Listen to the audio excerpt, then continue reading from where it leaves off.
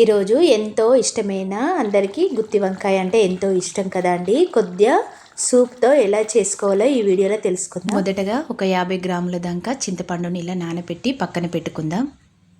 ఇప్పుడు ఒక బౌల్లో కొద్దిగా నీరు పోసుకొని అలాగే 1/2 టేబుల్ స్పూన్ దాకా సాల్ట్ వేసుకొని నేను ఇక్కడ వంకాయల్ని 400 గ్రాముల దాకా తీసుకున్నాను. ఈ విధంగా 4 సైడ్కు ఇలా ఘాట్లు పెట్టుకుంటే సరిపోతుంది. ఈ విధంగా ఘాట్లు పెట్టుకుంటే సరిపోతుంది. అన్నిటిని కూడా ఘాట్లు పెట్టేసేసుకున్నాను. ఇప్పుడు ఒక కడాయి పెట్టి అందులో 1 టేబుల్ స్పూన్ దాకా పల్లీలు వేసుకొని 2 టేబుల్ స్పూన్ దాకా నువ్వులు కూడా వేసుకొని స్టవ్ చిన్నగా పెట్టుకొని ఒక్కసారి వేయించుకోవాలండి. ఎందుకంటే వీటిని కొద్దిగా గ్రైండ్ చేసుకోవాలి కాబట్టి.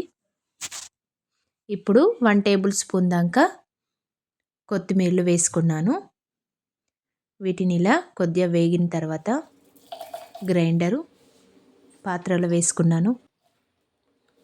1 టేబుల్ స్పూన్ దాకా కుడక పొడిని, అలాగే 4 లవంగాలని,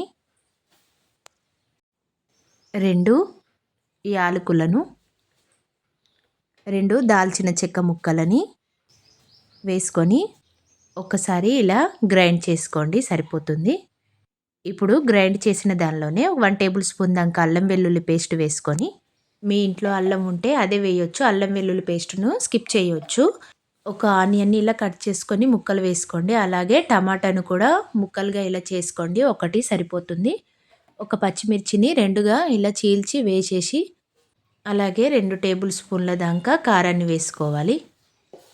ఈ విధంగా వేసుకోండి, సరిపోతుంది. ఇప్పుడు 1/2 టేబుల్ స్పూన్ దాకా సాల్ట్ను వేసుకొని కొద్దిగా కొత్తిమీర వేసుకొని ఇవి గ్రైండ్ చేయడం కొంచెం బరక అవుతుంది కాబట్టి ఇప్పుడు మనం పులుసుని కొద్దిగా ఇందులో వేసుకొని మిక్స్ చేసుకోవచ్చు. అప్పుడు ఇది మిశ్రమం అనేది చాలా మెత్తబడుతుంది.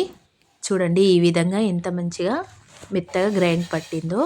ఇప్పుడు స్టవ్ వెలిగించి మళ్ళీ కడాయి పెట్టుకొని 2 టేబుల్ స్పూన్ల దాకా ఆయిల్ని వేసుకోవాలి.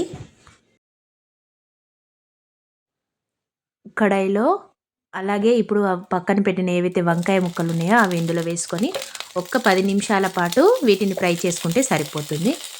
ఈ విధంగా ఒక 10 నిమిషాల పాటు ఫ్రై చేసుకోండి.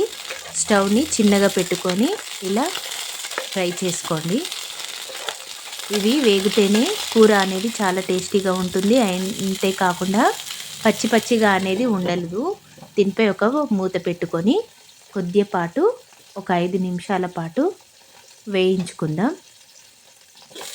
ఇప్పుడు ఈ విధంగా ఫ్రై చేసుకోండి. ఈ విధంగా కొంచెం గోల్డెన్ కలర్ వచ్చేలాగా ఫ్రై చేసుకోండి.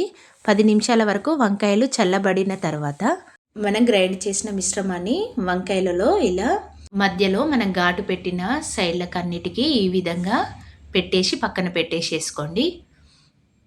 ఈ విధంగా అస్సలు కూడా కొద్దిగా కూడా పడిపోకుండా లోపలికి అనుకుంటూ పెట్టండి. అన్నీ ఈ విధంగా చూపిస్తున్నాను.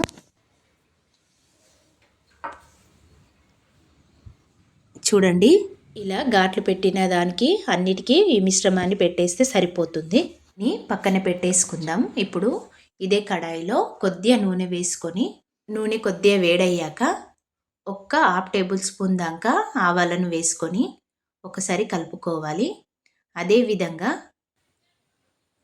1/2 టేబుల్ స్పూన్ దాకా జీలకర్రను కొద్దిగా పసుపుని వేసుకొని ఒకసారి కలుపుకోవాలి.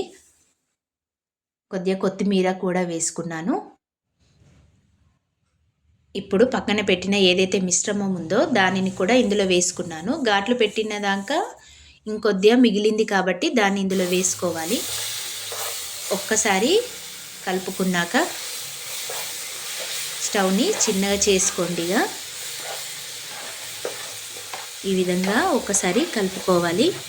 పక్కన పెట్టిన ఏవైతే వంకాయలు ఉన్నాయో వాటిని కూడా ఇందులో వేసుకున్నాను. ఈ విధంగా అన్నిటిని వేసుకోండి. స్టవ్ చిన్నగా పెట్టుకొని ఒక్కసారి ఒక 5 నిమిషాల పాటు వీటిని కూడా ఇందులో వేయించుకోవాలి. నేను కొద్దిసేపు ఒక 5 నిమిషాల పాటు ఫ్రై చేసుకొని పక్కన పెట్టిన ఏదైతే చింతపండు పులుసు ఉందో దానిని ఇందులో పోసుకున్నాను. ఈ విధంగా పులుసు పోసుకొని ఒక 15 నిమిషాల పాటు ఇలా ఉడికించుకుంటే సరిపోతుంది.